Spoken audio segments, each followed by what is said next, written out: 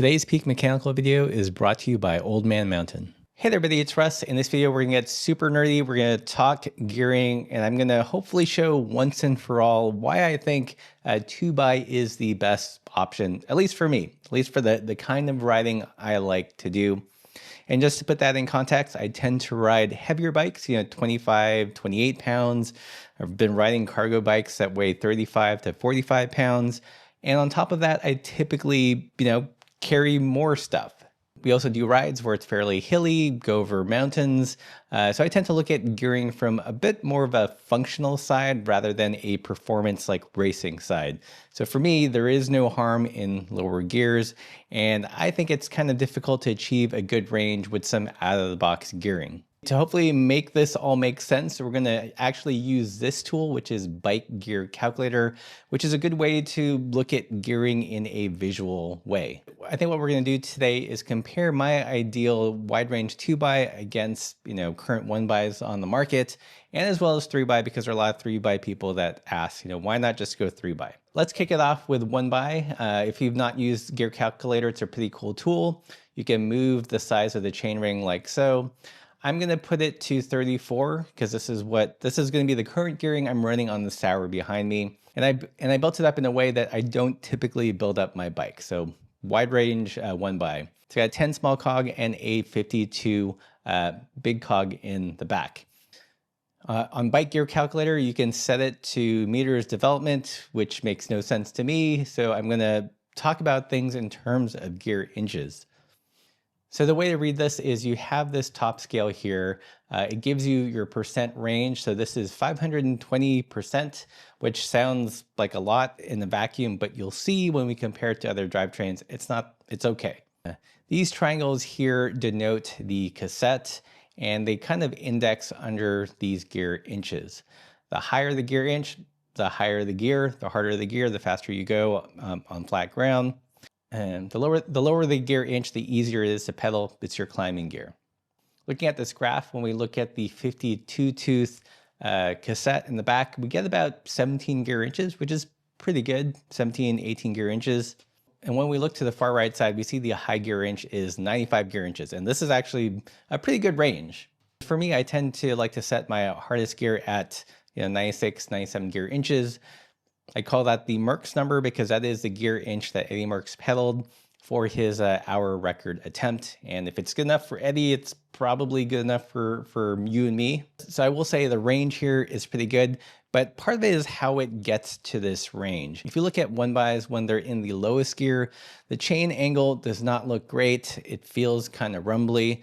So yes, while you technically have, a pretty good low gear inch, I tend to avoid it when I can when I'm running a wide range 1x. And likewise with the top gear, yes, you have 95 gear inches, but when I ride it, it feels kind of rumbly and also not great. I grew up when they said, cross chaining is bad. And now with 1xs, you're cross chaining 2/3 of the time. Add to that, aesthetically for me, just not a big fan of the big pizza pie plate in the back and the ginormous derailleurs and having to switch to a microspline or an XD hub. So yes, while technically this looks like, a good ideal range for me, it's kind of how it gets there in the execution. So one of the big issues with a 1x is, let's say we want even lower gear because we've got a heavy mountain bike and we're gonna be carrying, 50 pounds of stuff and going up 12, 13% grades. We want lower gear than this potentially. So what we can do is grab this chainring here and slide it down, let's say a 30 tooth. And here we get in the neighborhood of about 15 gear inches, which is good. But then we do lose that top end. It starts to become a little bit spinny on the harder gears. And this is kind of the inherent problem of 1x. Yes, you can achieve lower and higher gears, but it moves the whole scale up and down. So you really have to kind of choose a chainring for specific terrain. And it's not easy to get something that covers everything if you ride in kind of like extreme terrains carrying stuff on your bike. So before we leave 1x, we see the 520%, low gear inch of about 17, high gear inch of about 95 gear inches. One cool thing about gearcalculator.com is we can actually compare it with another drivetrain. So that's what we're going to do here. Now it's brought up 2 scales. Hopefully this doesn't get too confusing here. This top scale is the 1x. This lower scale is what we're going to be manipulating. And I'm going to drag in another chain ring here. So I'm going to do a 2642, which is what I currently have on my Soma. The cassette isn't the isn't the 10 to 52. Something a little bit more reasonable. What do I have on there? I have an 11 to 42 at the moment. So this top scale here is the 1x, let's keep that in mind, and the bottom scale here is the 2x. And you can see already my percent range on the 2x is 617%. Compared to the 520% of the 1x. In terms of the low gears, you can see with the 42 tooth cassette in the back, when combined with the 26 in the front, it gives me a lower gear than the 1x. On the top end of the scale, we've got 106 gear inches.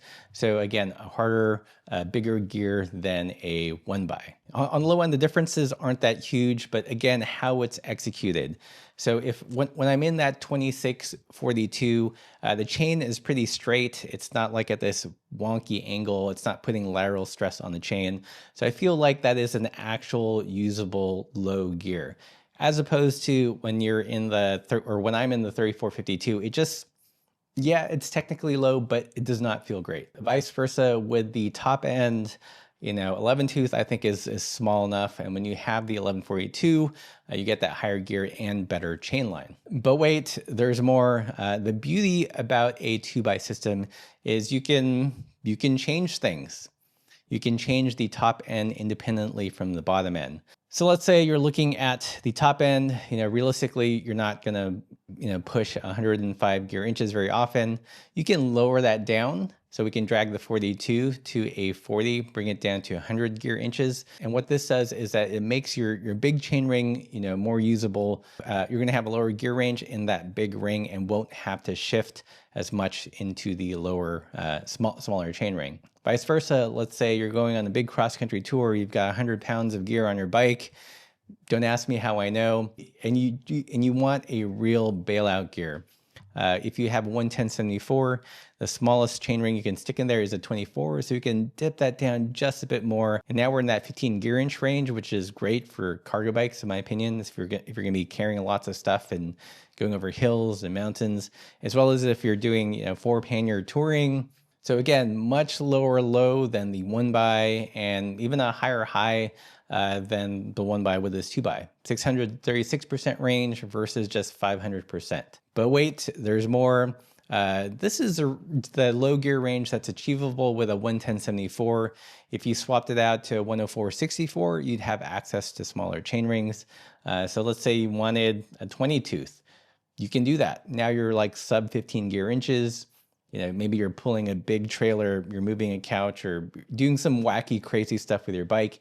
You can do that with a 2x whilst maintaining a reasonably high gear. You cannot do that with a 1x. And once again, when you're in that lowest gear, the chain line is just a lot smoother. It's not all cockeyed to the side, and yeah. So let's say you're not like me, you're not carrying a bunch of stuff all the time. And you want higher gears, you can also achieve that with a 2x. Let's say we've got your typical 4630 that most or some gravel bikes run, like Shimano ones. You'd have a reasonably high gear, over 110 gear inches, and a reasonably lowish gear if you're riding unloaded or on a lightweight gravel bike or not carrying a bunch of stuff. There's flexibility within a 2x system. A wide range 2x to me just makes sense. It's super practical, adjustable. You can really tailor it to your needs, not unlike today's sponsor, Old Man Mountain. Old Man Mountain has been making some of the most rugged and multifunctional racks out there on the market for over 25 years. The range of racks are super customizable to fit almost any kind of bike.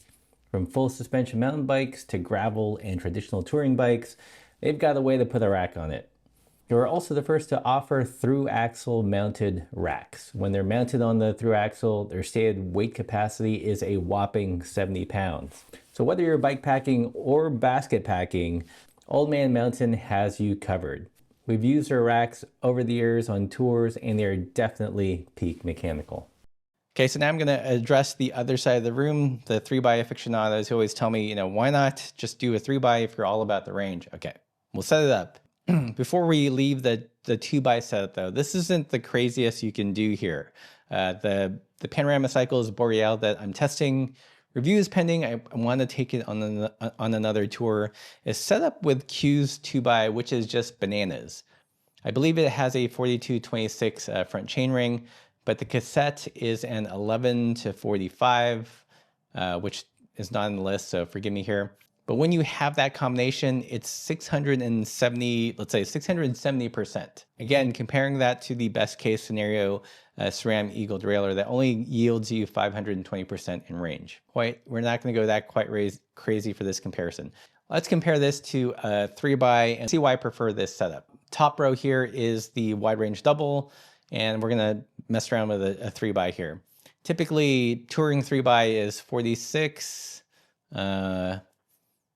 36, 26. And typically the cassettes that one would put would be, 34 or 36. Let's put 1136.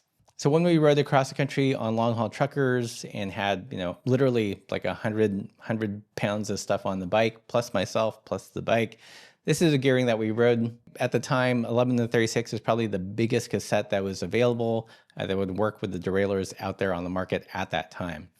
And you can see the range is 580% compared to the wide range double, which is 617%. So the wide range double in this instance has a wider range and a more usable range, at least for me, than a touring triple with an 11 to 36. You can see its low isn't quite as low as a wide range double with the 1142, and its high is way too high. Again, I'd be happy with 95, 96 gear inches. This goes all the way up to almost 120 gear inches, which I barely pedaled. I found personally when I was running a touring triple, I was almost in the middle ring like 95% of the time. So I didn't really see the purpose of having that big ring since I was only using the middle and the small ring. And trust me, I had 3 years to think about, my ideal gearing setup, and it dawned on me I could just get rid of the big ring, cut to the chase, and set up with my most used gears. So there is less futzing around with the front derailleur. So let's get generous here. Let's drop the 26 to a 24. Again, still a lower low with the wide range double. Let's say even do a 22. Okay, now it's finally lower. The tricky thing is finding a rear derailleur that has enough capacity to take up the slack between such a wide range of chain rings.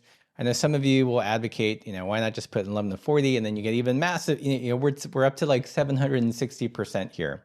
Again, my goal isn't to have all the ranges, it's to have the most usable range for me. So while I appreciate the low end here, everything north of like 100 gear inches is kind of pointless. But you may want it, in which case, go ahead and go 3x. Again, for me, really this 4226 and this 11 to 42 cassette works really well. I've got a nice reasonable low gear at about 17 gear inches. It gives me some latitude to put in, a smaller chain ring. I can get down to, 15 gear inches, or another way to get even lower is, to run an 11 to 45 with the Q's rear derailleur and friction shifting. So there's lots of ways to massage the gear range to suit the terrain, to suit the task at hand. Definitely more so than a 1x. Hopefully that's just obvious. when compared to a 3x, you really cut out all the unnecessary fluff, the unnecessary gear change in the front. With a wide range 2x, I am in the big ring about 95, 96% of the time. And then when we hit a mountain pass or have a stretch of a lot of climbing, just drop into the low gear. It's like a high range and a low range. I think distributing the gears that way gives you all the functionality and the range with as minimal front shifting as possible, but still also maintains a ton of flexibility. If you're curious about which specific shifter, index shifter even, and which rear derailleur pulls this off, I've made several videos about it. Definitely check out the playlist. I'll link it somewhere over here. If you guys appreciate this content that focuses on lower gears, on functionality, then please consider supporting the channel by joining us on Patreon, because 100%, SRAM is not supporting this channel, neither is Shimano. And we really rely on our Patreon supporters who can, buy the derailleurs, buy a new chain every time I do a gear hack, all that stuff. So join us below or pick up some merch. We've got hats in our shop. And as always, keep the supple side down.